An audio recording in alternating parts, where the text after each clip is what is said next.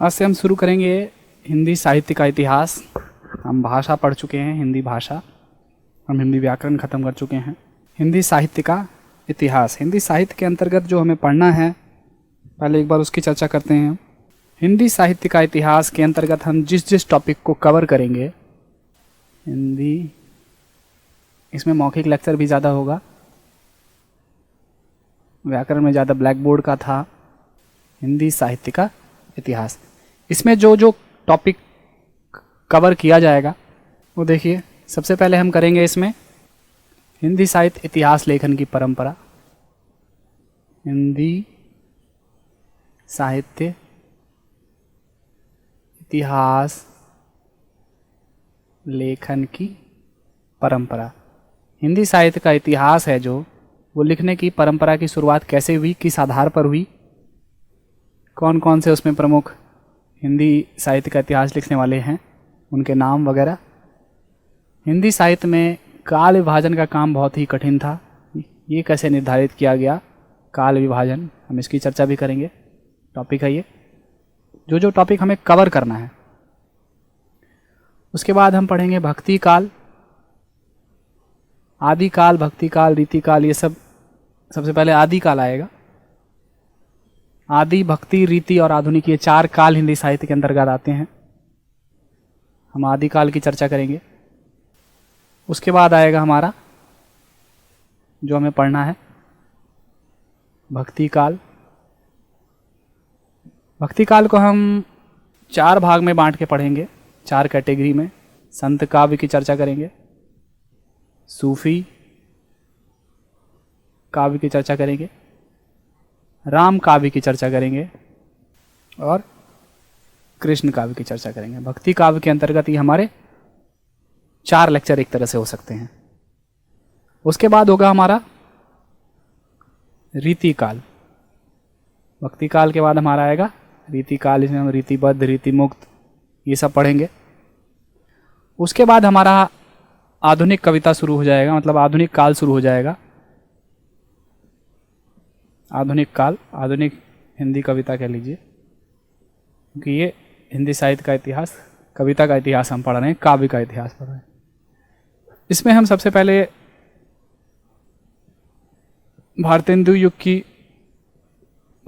पढ़ेंगे। काल के हिसाब से देखिए तो इसका समय 1000 से 1350 मान लिया जाता है। भक्ति काल का जो समय 1350 से 1650। रीति काल का अगर हम काल निर्धारण करें मोटे तौर पर 1650 से 1850 ईस्वी तक। आधुनिक हिंदी कविता जो है भारतेंदु युग 1850 से 1900 ईस्वी तक। दूसरा है द्विवेदी युग, भारतेंदु युग के बाद जो हमारा आएगा वो होगा द्विवेदी युग, 1900 से 1918 तक इसका समय है। द्विवेदी युग के बाद हमारा आएगा छायावाद, इसका समय है 1918 से 1936 ईस्वी तक। छायावाद के बाद हमारा आएगा प्रगतिवाद, इसका समय है 1936 से 1943 तक। प्रगतिवाद के बाद हम प्रयोगवाद देखेंगे, इसका जो समय है वो 1943 से लेकर 1953 तक आएगा। ये सब पर लेक्चर होगा अलग अलग हमारा। उसके बाद जो नई कविता है इसका समय 1953 से लेकर अब तक हम मानते हैं चला आ रहा है, अब तक सबको हम नई कविता के अंतर्गत ले लेते हैं। तो हिंदी साहित्य के इतिहास में काव्य के इतिहास की बात की जाए तो हमें ये टॉपिक कवर करना है। हिंदी साहित्य इतिहास लेखन की परंपरा, उसका काल विभाजन कैसे किया गया। उसके बाद हम आदि काव्य पढ़ेंगे, उसमें सिद्ध, नाथ, जैन, रासो, अमीर खुसरो, ये सब पढ़ेंगे। उसके बाद है भक्ति काल, इसमें संत का काल चार भाग में बांटेंगे हम, संत, सूफी, राम और कृष्ण, इसको अलग अलग हम पढ़ेंगे। उसके बाद रीति काल है, इसको पढ़ेंगे हम, रीतिबद्ध, रीति मुक्त, ये सब।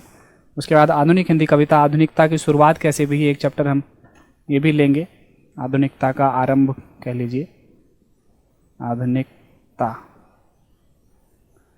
आधुनिकता इसकी पूर्व पीठिका हम कह सकते हैं। शुरुआत कैसे हुई, बैकग्राउंड बनाएंगे पहले हम इन सब का।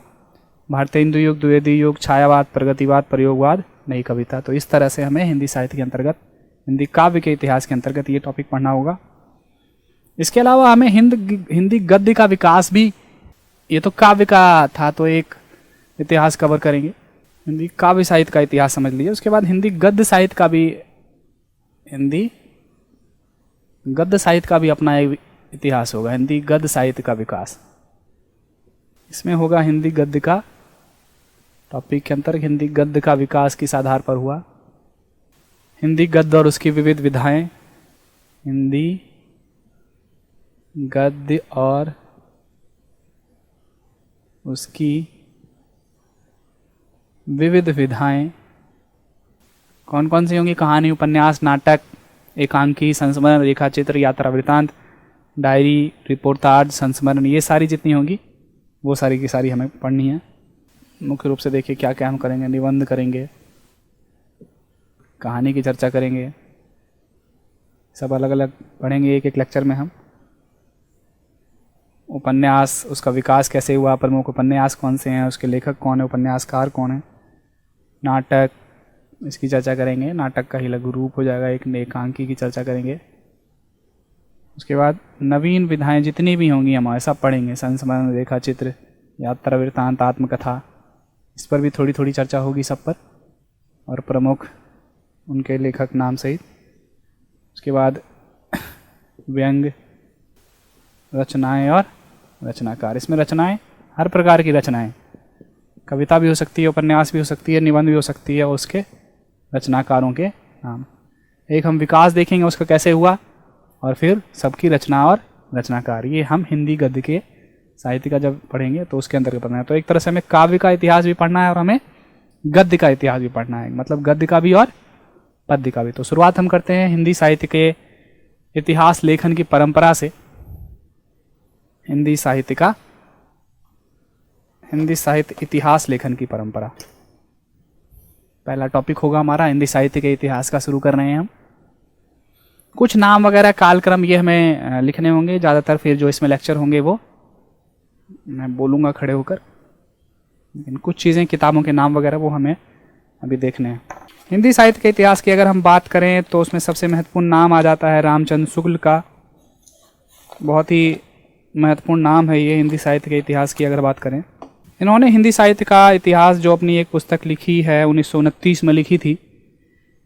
इन्होंने क्या उस पर विचार किया है, हिंदी साहित्य के काल विभाजन के बारे में इन पर विचार ये है कि हर देश का जो साहित्य होता है, प्रत्येक देश का साहित्य, पहले शब्द पढ़ लेते हैं क्या है। प्रत्येक देश का साहित्य जो है वहाँ की जनता की चित्तवृत्तियों का संचित प्रतिबिंब होता है।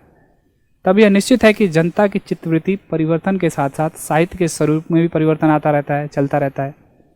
आदि से अंत तक इन्हीं चित्तवृत्तियों को परखते हुए साहित्य परंपरा के साथ उनका सामंजस्य दिखाना ही साहित्य का इतिहास कहलाता है। इन्होंने एक परिभाषा दे दी है एक तरह से कि साहित्य का इतिहास क्या है। प्रत्येक देश का जो साहित्य है, साहित्य में क्या हो, साहित्य को समाज का दर्पण भी कहा गया है। वहाँ की जनता की चित्तवृत्तियों का संचित प्रतिबिंब होता है। जो जनता का समाज के अंदर चल रहा होगा, जनता के हृदय में चल रहा होगा, साहित्य में उन्हीं सबका क्या होता है, उन्हीं सबका वर्णन किया जाता है। तो इसलिए ये कह रहे हैं कि प्रत्येक देश का जो साहित्य है वहाँ की जनता का संचित प्रतिबिंब होता है। तो जनता के हृदय में जैसे ही परिवर्तन होगा तो साहित्य में भी परिवर्तन होगा। सिनेमा पर भी यही बात लागू हो जाती है, कहते हैं ना, समाज जैसा होगा वैसा साहित्य होगा, समाज जैसा होगा वैसा सिनेमा होगा। तो तब यह निश्चित है कि जनता की चित्तवृत्ति में परिवर्तन के साथ साथ जैसे जैसे जनता का हृदय परिवर्तित होगा, विकास की तरफ बढ़ेगा, या जिस तरफ भी बढ़ रहा है, विकास की तरफ, विनाश की तरफ, लेकिन अगर उनमें परिवर्तन हो रहा है तो वही परिवर्तन जो है साहित्य में भी सामने आएगा। तो इन्हीं परिवर्तनों को ध्यान में रखते हुए आदि से लेकर अंत तक इन्हीं सारी चित्तवृत्तियों को देखते हुए उसका साहित्य की परंपरा के साथ उसका सामंजस्य दिखाना ही साहित्य का इतिहास कहलाता है। साहित्य के जो इतिहास लेखन की जो परंपरा है वो 19वीं सदी के उत्तरार्ध से शुरू हुई, जो आज तक चल रही है।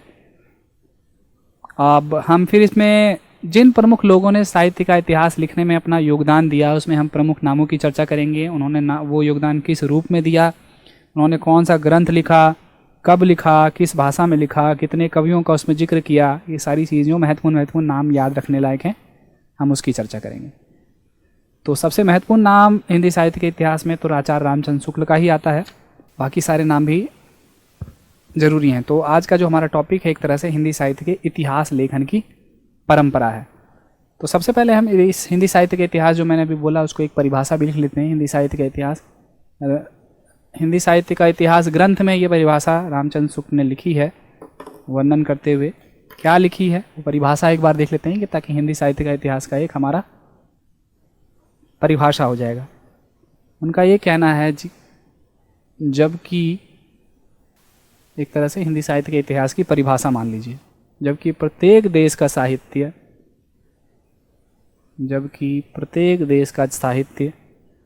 वहाँ की जनता की साहित्य समाज का दर्पण है। वहाँ की साहित्य जन समूह के हृदय का विकास है। ये बालकृष्ण भट्ट का निबंध है ये। जबकि प्रत्येक देश का साहित्य वहाँ की जनता की चित्तवृत्तियों का संचित प्रतिबिंब होता है। जबकि प्रत्येक देश का साहित्य वहाँ की जनता की चित्तवृत्तियों का संचित प्रतिबिंब होता है, तब यह निश्चित है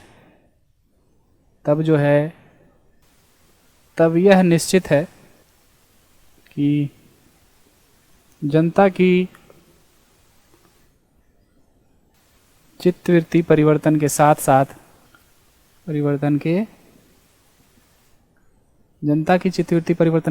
क्या होगा, साहित्य के स्वरूप में भी परिवर्तन होता चलता है। साहित्य के स्वरूप में भी परिवर्तन होता चलता है। आदि से अंत तक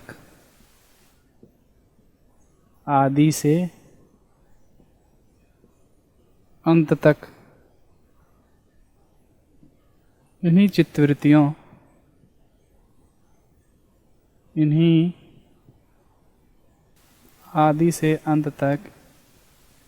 चित्तवृत्तियों को परखते हुए साहित्य परंपरा के साथ उनका सामंजस्य दिखाना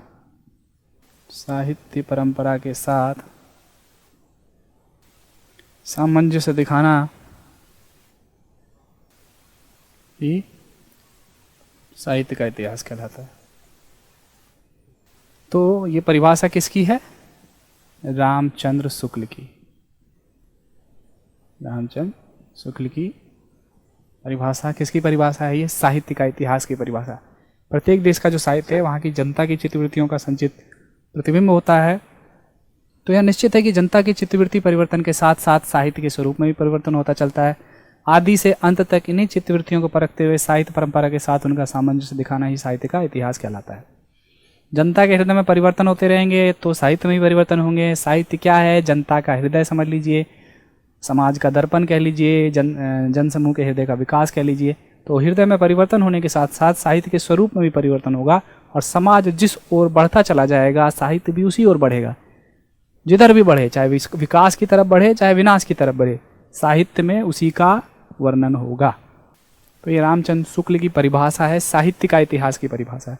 तो हिंदी साहित्य के इतिहास लेखन की परंपरा में प्रमुख योगदान देने वाले जो लेखक हैं हिंदी साहित्य के इतिहास लेखन की परंपरा कब से शुरू हुआ, किसने पहला इतिहास लिखा, उसके बाद कौन कौन आए, किस किस लोगों ने हिंदी साहित्य का इतिहास लिखने में अपना योगदान दिया, हम सबका बारी बारी से जिक्र करेंगे।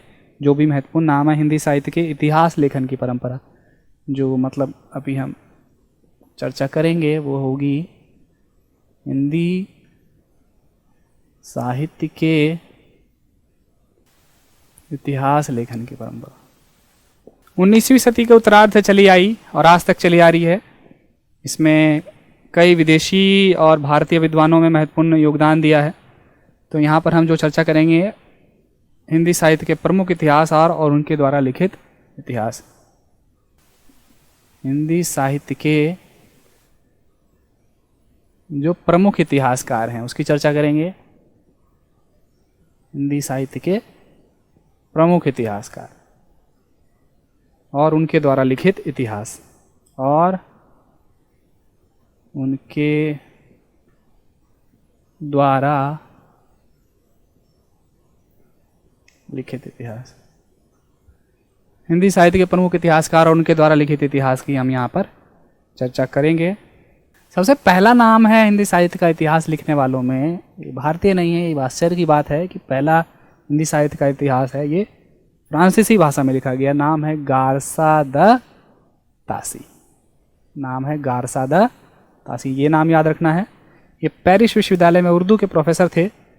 इन्होंने जो किताब लिखी हिंदी साहित्य के इतिहास से संबंधित, इसका नाम है, रचना जो थी किताब, इसका नाम है इस्तवाद इल लिटरेत्यूर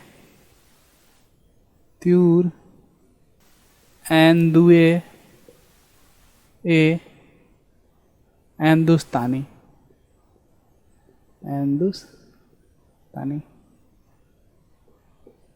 रचना इस्तवाद इल लिटरेत्यूर एंदुए हिंदुस्तानी, ये किताब का नाम है, जो 2 भागों में है। ये पुस्तक जो है ये 2 भागों में है। 2 भाग में कब, एक 1839 में प्रकाशित हुई और एक 1871 में प्रकाशित हुई। जो बातें हमें याद रखने के लिए है परीक्षा के दृष्टिकोण से। ये रचना जो है ये फ्रांसीसी भाषा में है। ये रचना किस भाषा में है? इस्तवार इल लिटरेत्यूर एंदुए हिंदुस्तानी फ्रांसीसी भाषा में है। 2 भाग में 1839 और 1871 में प्रकाशित हुई है। इसमें कवियों की जो संख्या है इसमें टोटल वो है 738 कवि हैं इसमें। इस किताब के प्रथम भाग में क्या है? कवियों का परिचय है। प्रथम भाग में कवियों के परिचय हैं और द्वितीय भाग में कवियों की रचनाओं के उदाहरण, तथा द्वितीय भाग में कवियों की रचना के उदाहरण। कवियों की संख्या इसमें 738 है। 2 भाग में पुस्तक है। इसके पहले भाग में कवियों का परिचय दिया गया है और दूसरे भाग में कवियों की रचना के उदाहरण प्रकाशित किए गए हैं। यह फ्रेंच भाषा में लिखा गया है, यही बात वही है, फ्रांसीसी भाषा कहिए या हिंदी साहित्य का यह इतिहास। हिंदी साहित्य का यह इतिहास किस भाषा में लिखा गया है? फ्रेंच भाषा। फ्रांस के हैं इसलिए फ्रेंच भाषा में लिखा गया है। इसे हिंदी साहित्य का प्रथम इतिहास ग्रंथ माना जाता है। सबसे महत्वपूर्ण बात है, इसे हिंदी साहित्य का प्रथम इतिहास ग्रंथ माना जाता है। पहली रचना है रचनाकार का नाम गारसा तासी। इनकी रचना का नाम है इस्तवार इल लिटरेत्यूर एंदुए हिंदुस्तानी। 2 भाग में प्रकाशित हुई है, 1839 में और दूसरी 1871 में। फ्रेंच भाषा में है। कवियों की संख्या 738 है। पहले भाग में कवि का परिचय दिया गया है, दूसरे भाग में कवि की रचना के उदाहरण दिए गए हैं और यह हिंदी साहित्य का प्रथम इतिहास माना जाता है। सबसे इंपॉर्टेंट बात, प्रथम इतिहास कौन सा हो गया? गारसा तासी द्वारा लिखित इस्तवार इल लिटरेत्यूर एंदुए हिंदुस्तानी। दूसरा नाम मौलवी करीमुद्दीन। दूसरा नाम जो हम जिक्र करेंगे वो है मौलवी करीमुद्दीन। इनकी रचना का नाम क्या है? रचना का नाम इन्होंने जो लिखी उसका नाम है तबका तसुआहा तज किरानी जुआहा ई हिंदी। तबका तसुआ तज किरानी जुआई हिंदी, ये इस रचना का नाम है। ये 1848 में प्रकाशित हुई। प्रकाशित कब हुई? 1848 में। और क्या है इसमें? कवियों की संख्या है 1000। कवियों की संख्या इसमें 1004 है, लेकिन हिंदी के कवियों की संख्या मात्र 62 है, जिसमें 1004 कवि हैं टोटल, लेकिन हिंदी के कवि जो हैं इसमें, हिंदी के कवियों की संख्या मात्र कितनी है? 62 है। किस पुस्तक में? जो मौलवी करीमुद्दीन ने लिखी है, तबका तसस्सुआ तज़किरानाए जुआई हिंदी, 1848 में प्रकाशित हुई है। इसमें क्या गया है? इस इतिहास में जो है काल क्रमानुसार कवियों का उल्लेख करने का प्रयास किया गया है। योगदान क्या है इसका? इसमें काल के क्रम के अनुसार, काल क्रमानुसार कवियों का उल्लेख करने का प्रयास है इसमें। इसकी विशेषताएं में इस पुस्तक में क्या किया गया है? जितने भी कवि हैं उसको काल के अनुसार, समय के अनुसार उसको करने की कोशिश यहीं शुरू हो गई है। बाद में सही रूप में बाद में आती है, लेकिन ये शुरुआत तो यहाँ हो जाती है। उल्लेख, ये पुस्तक जो है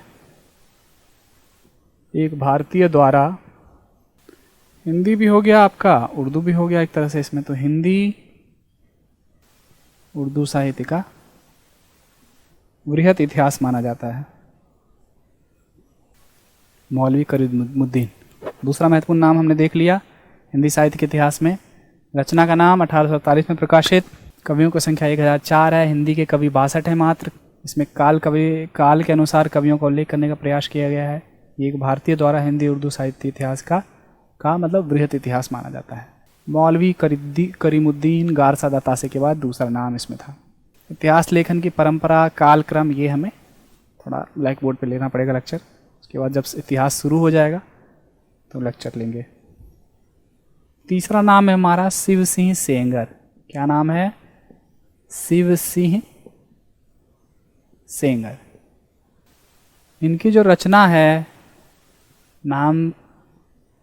रचना का नाम है शिव सिंह सरोज। शिव सिंह सरोज है। 1883 में ये प्रकाशित हुई। कवि की जो संख्या है 1003 थी। और इसकी खूबी क्या है? ये शोध कार्य की दृष्टि से कवियों का परिचय प्रथम बार देने का प्रयास किया गया है। शोध के लिए जो है हिंदी साहित्य के इतिहास के जो आगामी ग्रंथ लिखे गए हैं, ये शोध की दृष्टि से बहुत महत्वपूर्ण साबित हुआ। शोध कार्य की दृष्टि से इसमें कवियों का परिचय देने का काम किया गया। परिचय प्रथम बार देने का प्रयास किया गया है। इसमें कवियों का थोड़ा परिचय देने का भी प्रयास किया गया है। शिव सिंह सेंगर रचना है शिव सिंह सरोज, 1883 में प्रकाशित हुई। कवि संख्या 1003। शोध कार्य की दृष्टि से इसमें कवियों का परिचय है, पहली बार इसमें देने का प्रयास किया गया है। रचना है शिव सिंह सेंगर। अगली हमारी डॉक्टर जॉर्ज गियर्सन की। अगला नाम जो है वो है doctor George Grierson. Doctor George Grierson. इनकी जो रचना थी हिंदी साहित्य का इतिहास की, उसका नाम है the modern vernacular literature of Hindustan. The modern vernacular literature of Hindustan. इसका हिंदी अनुवाद किया गया है। इसका हिंदी में अनुवाद भी किया गया। हिंदी में अनुवाद 1987 में प्रकाशित किया गया। हिंदी में अनुवाद 1987 में किसने किया? किशोरी लाल गुप्त ने। किशोरी लाल गुप्त ने।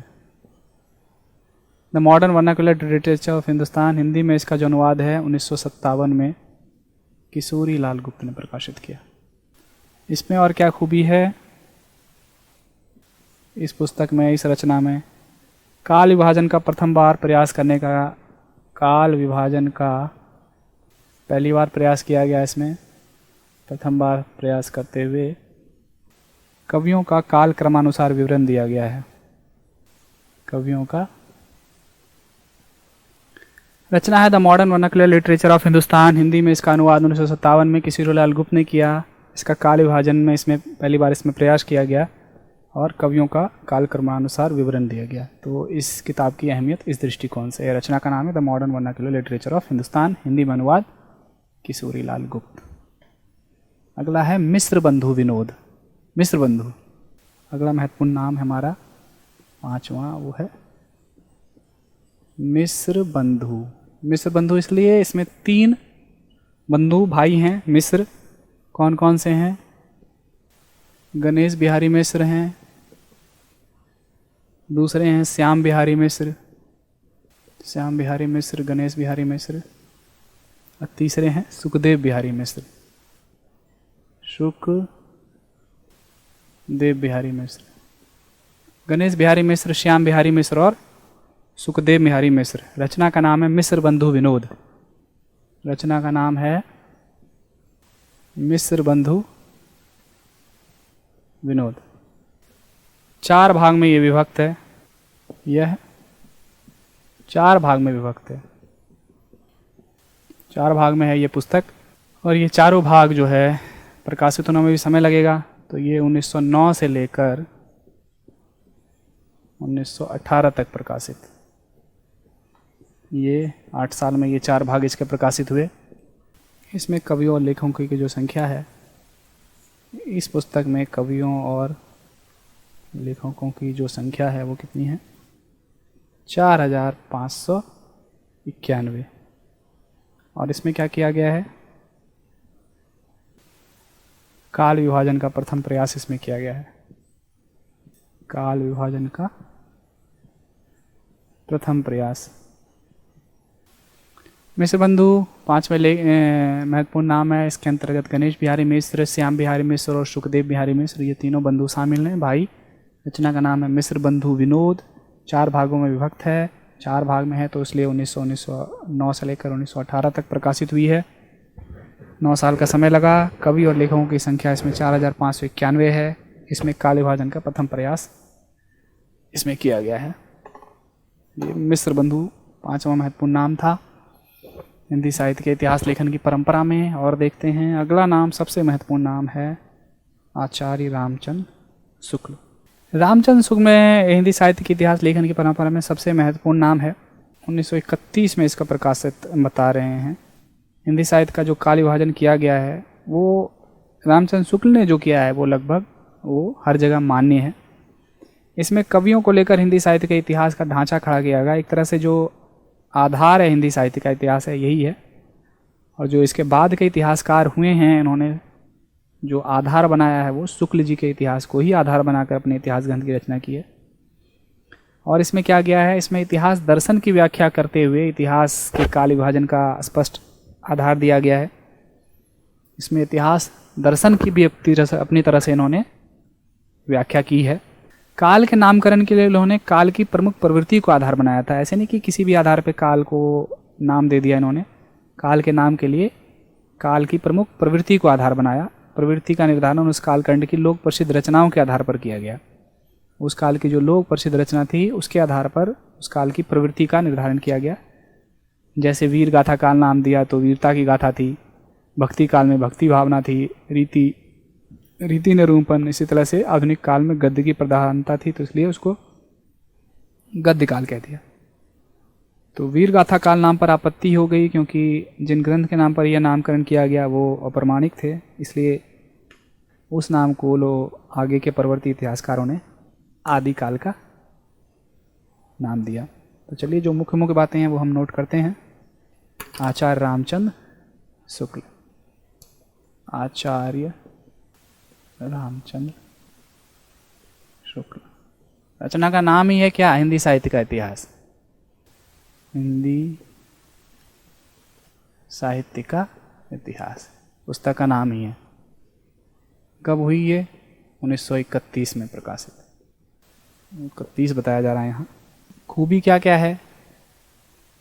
सबसे महत्वपूर्ण बात यह है कि हिंदी साहित्य का जो काल विभाजन किया गया है, इन्होंने हिंदी साहित्य का जो काल विभाजन किया है वह क्या है? सर्व मान्य है, मतलब सभी इसे मान रहे हैं आगे के परवर्ती इतिहासकार। इन्होंने हिंदी साहित्य के इतिहास का ढांचा खड़ा किया है प्रमुख कवियों को लेकर। बुनियाद बनाने का यूँ समझ लीजिए कि जो हिंदी साहित्य का काम इतिहास का इन्होंने ही किया है। प्रमुख कवियों को लेकर हिंदी साहित्य के इतिहास का ढांचा खड़ा किया। हिंदी साहित्य के इतिहास का ढांचा खड़ा किया इन्होंने। बाद के जो इतिहासकार हैं, परवर्ती इतिहासकार, इन्होंने शुक्ल जी के इतिहास को आधार बनाकर ही, परवर्ती इतिहासकारों ने शुक्ल जी के इतिहास को आधार बनाकर ही अपने इतिहास ग्रंथ की रचना की है। बुनियाद उन्होंने इसी को बनाया, अपने इतिहास ग्रंथों की रचना की। बुनियाद शुक्ल जी का इतिहास ही है। और क्या है इसकी खूबी? इसमें इतिहास दर्शन की व्याख्या करते हुए, इसमें इतिहास दर्शन की व्याख्या करते हुए काल विभाजन का स्पष्ट आधार दिया गया।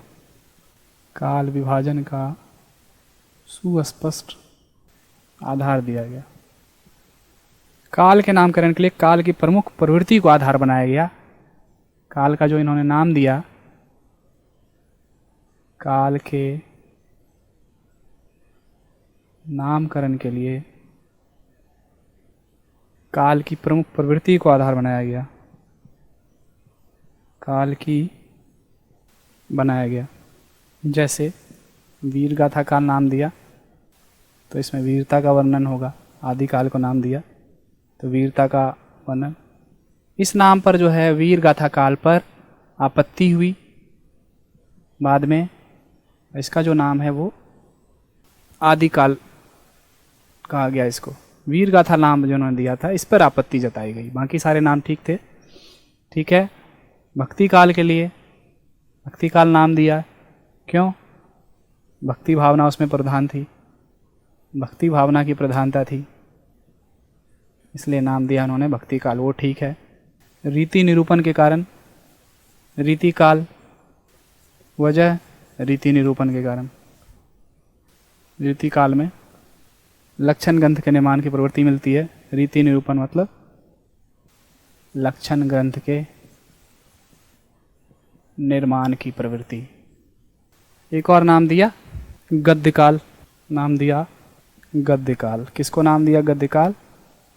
आधुनिक काल को। क्यों? क्योंकि गद्य की प्रधानता थी। नाम तो जायज है ये भी, लेकिन फिर भी पॉपुलर कौन सा हुआ? आधुनिक काल। कारण क्या है? गद्य की प्रधानता होने के कारण। गद्य की प्रधानता के कारण इसमें जो है प्रमुख प्रवृत्ति को आधार बनाया गया, जो भी थी उस समय की। वीर गाथा काल नाम इसलिए दिया गया क्योंकि उस समय वीरता की प्रवृत्ति प्रमुख थी। भक्ति काल इसलिए क्योंकि भक्ति भावना की प्रधानता थी। रीति काल इसलिए क्योंकि लक्षण ग्रंथ के निर्माण की प्रवृत्ति थी। गद्य काल इसलिए क्योंकि गद्य की प्रधानता थी। तो इसमें से जो वीर गाथा काल है, इसका इस नाम पर आपत्ति जताई गई परवर्ती इतिहासकारों ने, और एक नाम पर जिस पर सहमति हुई वो नाम था आदिकाल। बाकी इसकी जो सारी मान्यताएं हैं वो स्वीकार की गई। और बुनियाद एक तरह से कह सकते हैं हिंदी साहित्य के इतिहास के, आप इसको भीष्म पितामह भी कह लीजिए, इन्हीं को फॉलो किया परवर्ती इतिहासकारों ने। अगला है श्याम सुंदर दास। अगला नाम है श्याम सुंदर दास। हिंदी भाषा और साहित्य, हिंदी भाषा और सन 30 में प्रकाशित हुई। सन 1930 में प्रकाशित हुई हिंदी भाषा और साहित्य, श्याम सुंदर दास। अगला है सूर्यकांत शास्त्री। अगला नाम सूर्यकांत शास्त्री। इसमें नाम है हिंदी साहित्य का विवेचनात्मक इतिहास। हिंदी साहित्य का विवेचनात्मक इतिहास। अगला नाम है अयोध्या सिंहोपाध्याय। अयोध्या सिंह उपाध्याय, हरिऔध कह लीजिए आप। रचना का नाम है हिंदी भाषा और उसके साहित्य का इतिहास।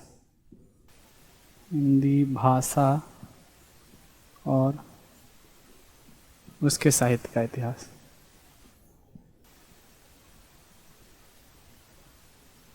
अगला नाम है हमारा डॉक्टर लक्ष्मी सागर वार्ष्णेय का। इनकी जो रचना का नाम है हिंदुई साहित्य का इतिहास। हिंदुई, ये रचना का नाम है हिंदुई साहित्य का। ये गासा दत्तासी के ग्रंथ का हिंदी अनुवाद है। ये क्या है? ये हिंदी अनुवाद है। 1952 में प्रकाशित हुई। ये प्रकाशित कभी 1952 में। लक्ष्मी सागर वार्ष्णेय, इनकी रचना का नाम हिंदुई साहित्य का इतिहास। ये गासा दासी के ग्रंथ का हिंदी अनुवाद है। ये 1952 में प्रकाशित हुई है। और कुछ नाम हैं महत्वपूर्ण, उसकी भी देख लेते हैं। हिंदी साहित्य के अन्य महत्वपूर्ण इतिहास ग्रंथ, अन्य महत्वपूर्ण इतिहास ग्रंथ जो हैं। हिंदी साहित्य का आलोचनात्मक इतिहास नाम है हिंदी साहित्य का आलोचनात्मक इतिहास, 1934 में। टाइम है इसका 1934।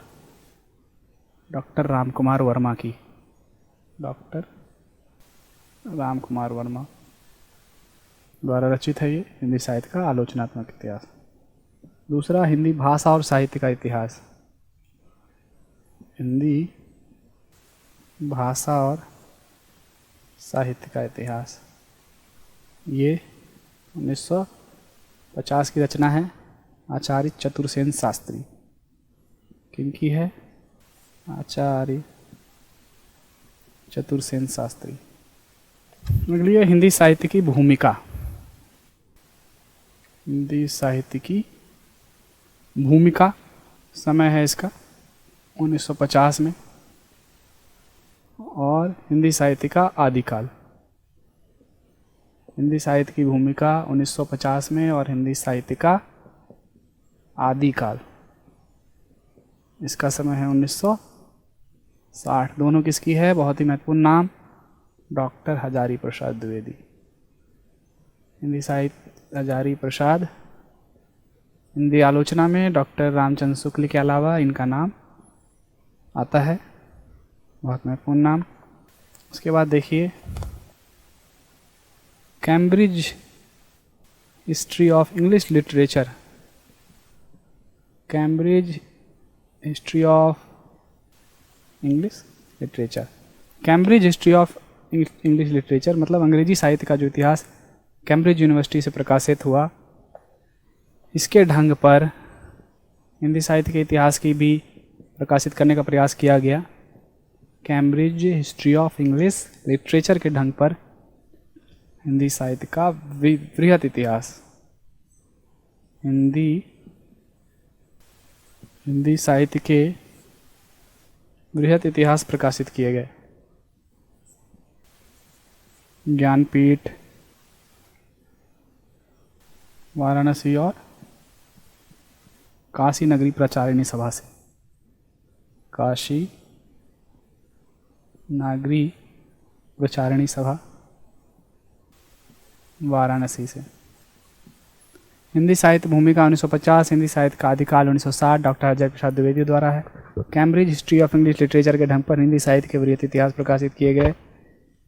ज्ञानपीठ से, वाराणसी और काशी नागरी प्रचारिणी सभा वाराणसी, यहाँ से मतलब इंग्लिश लिटरेचर के तर्ज पर जो कैम्ब्रिज हिस्ट्री प्रकाशित हुई, अंग्रेजी साहित्य का इतिहास, उसी तर्ज पर हिंदी साहित्य का भी जो विशाल इतिहास जो है उसको प्रकाशित करने का प्रयास संस्था ज्ञानपीठ द्वारा, वाराणसी काशी नागरी प्रचारिणी सभा इनके द्वारा किया गया।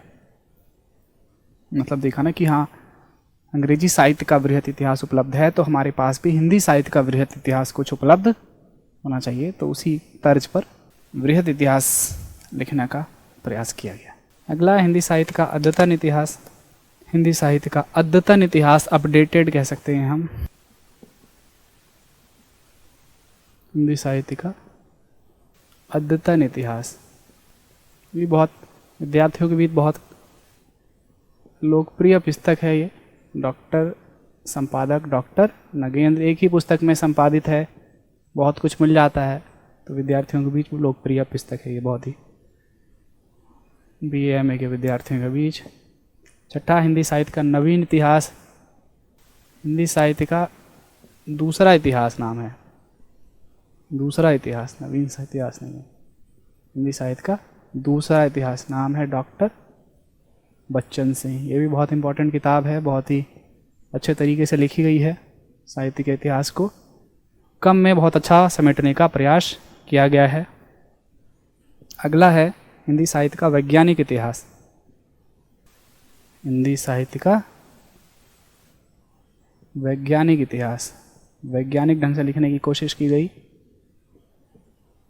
हिंदी साहित्य का वैज्ञानिक इतिहास डॉक्टर गणपति चंद्रगुप्त द्वारा, डॉक्टर गणपति चंद्रगुप्त द्वारा सन 1965 ईस्वी में।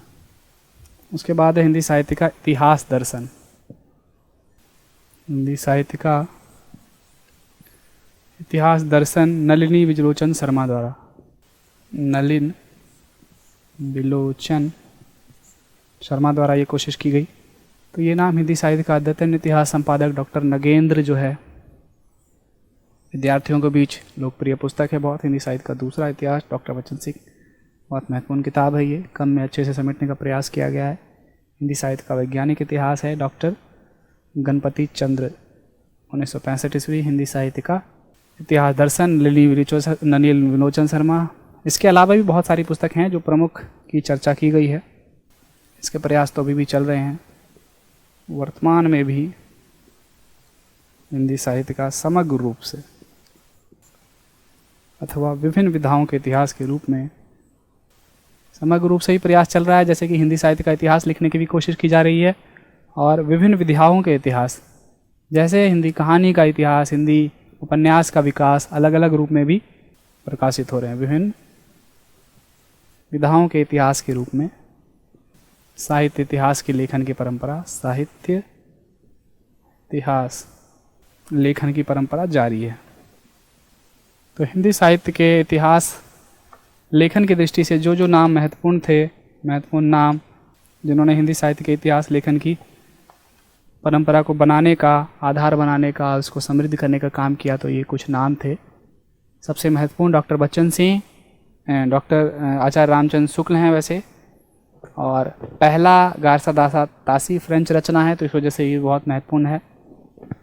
हर इतिहास की क्या खूबी है हमने इसकी चर्चा की, जो महत्वपूर्ण है उसकी खूबी सहित चर्चा की, और जो कम महत्वपूर्ण है उसमें पुस्तक का रचना का नाम और उसके लेखक रचनाकार इनकी चर्चा की गई है। तो हिंदी साहित्य के इतिहास लेखन की परंपरा, ये टॉपिक हमारा कवर होता है। पहला टॉपिक हिंदी साहित्य का इतिहास का।